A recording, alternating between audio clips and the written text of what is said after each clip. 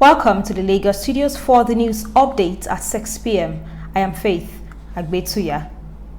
The Ijaw Youth Council (IYC) has warned that the Ijaw ethnic nationality has no land for the proposed Fulani Katurere's Ruga settlement. The council also admonished governors of the southwest states and Ondo in the southwest region not to bow to pressure from the federal government in their own interests. President of the council, Periotubo Owelemi, who disclosed this in a statement, asserted that the council also rejected Fulani vigilante groups in all Ijaw territory, emphasizing that they do not have land to accommodate foreigners in the area. He also noted that the Ijaw people were ready to defend their land, even with the last drop of their blood. And Shell Petroleum Development Company (SPDC) in Rivers State has signed a memorandum of understanding (MOU) with host communities to reopen operations on oil mining license OML 25 assets after 2 years closure over differences between the company and host communities. Terms of the understandings reached through the mediation facilitated by the Rivers State government involved halt of the host occupants of the assets for reopening of the Belema flowing station and payment of outstanding funds owed the communities under the extant Global Memorandum of Understanding (GMOU).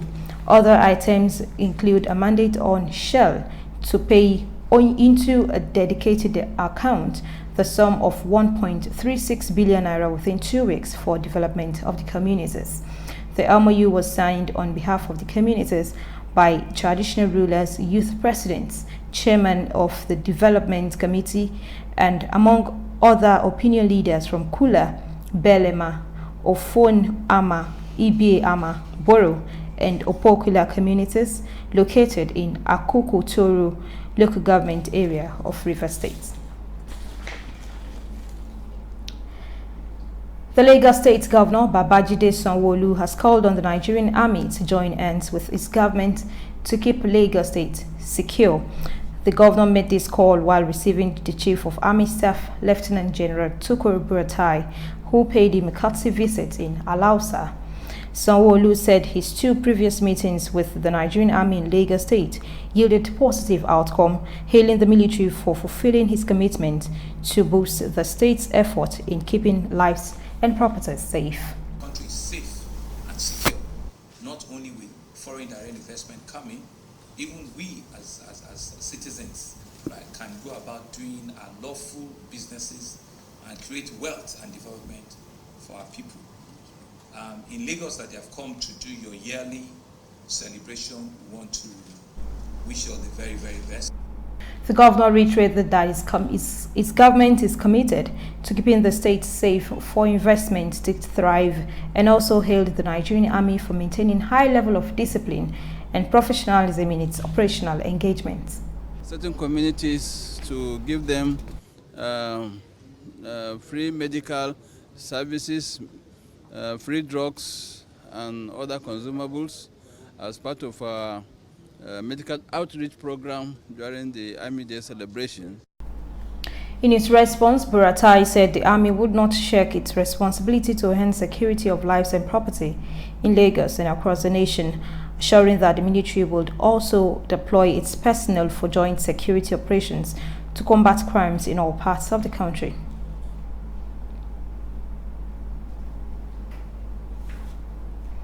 The Army chief noted that the visit was also to get support of the Lagos State government to develop the Army's property in Epe military barracks, which is currently occupied by the Lagos State University. The National Bureau of Statistics (NBS) has said that the total foreign investment into the country rose by 34.6% year-on-year to $8.5 billion in the first quarter of the year 2019. The Bureau disclosed this in its capital importation report for first quarter of the year 2019 released earlier today. The report shows that total value of capital importation into Nigeria stood at $8.485 billion in the first quarter of 2019. This represents an increase of 216.03% compared to fourth quarter in 2018 and 34.61% increase when compared with that of the first quarter of 2018.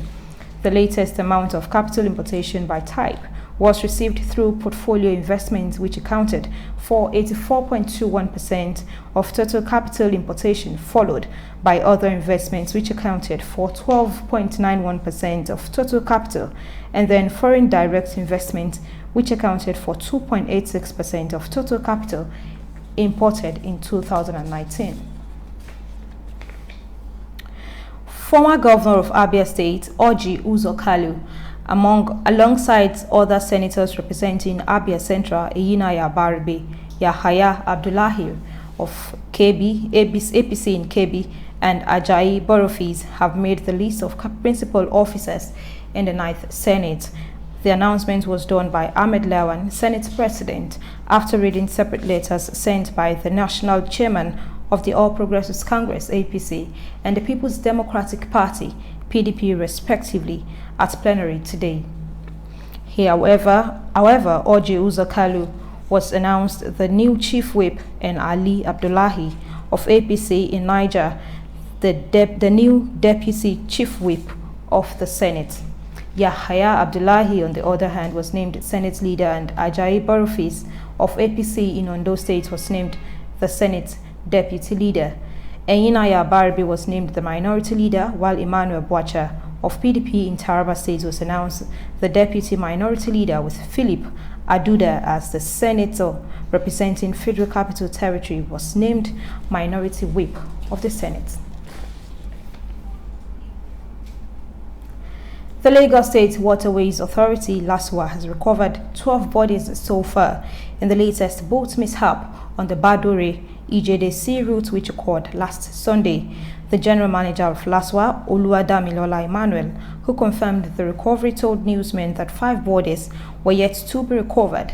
He said that LASWA, the Lagos State Emergency Management Agency, the Lagos State Ambulance Services, and the Nigeria Police Force had intensified efforts to recover the remaining bodies. He also noted that LASEMA had taken corpses of victims whose family members were not on ground to the mortuary, while those whose families were readily available had been claimed. The boat mishap occurred mid-sea at about 11 p.m. on the Badore-Ijede Sea route, with only 3 survivors.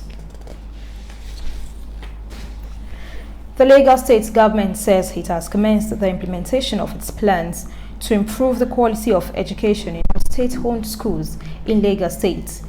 The governor, represented by his deputy, made the commitment during an inspection tour of some state-owned schools across Lagos. He explained that the visit was to physically assess the state of the school's facilities, adding that immediate repair and rehabilitation of the dilapidated facilities would be the first phase of the plans to strengthen the public schools. So basically, we're here and we are going to somewhere else. It's not just this school. So we are choosing schools that are in bad shapes. Let us come and see what do we need to do, what will be the strategy. Our children will be going on holidays so that before they come back, what can we achieve? So that's the essence, to understand the situation of majority of our schools. The deputy governor said he took stock of all the dilapidated facilities in the schools visited, including the seats, doors, roofing, and electrical appliances. We noticed that some of the doors are bad, some of the windows, a whole lot of structural issues. So those are the things we will address to make sure that our children are as comfortable as they can be. A lot of our classrooms are not being used. So in this place, they have 32 classrooms, and it's only about 22 that is being used. So we need to, so if we repair all of them, all those other 10 can now be put to use, and therefore you reduce the density of the. Schools visited include Maryland Primary School and St. Francis Primary School, also in Maryland, among other schools in Papa Ajao and Agege area of Lagos State.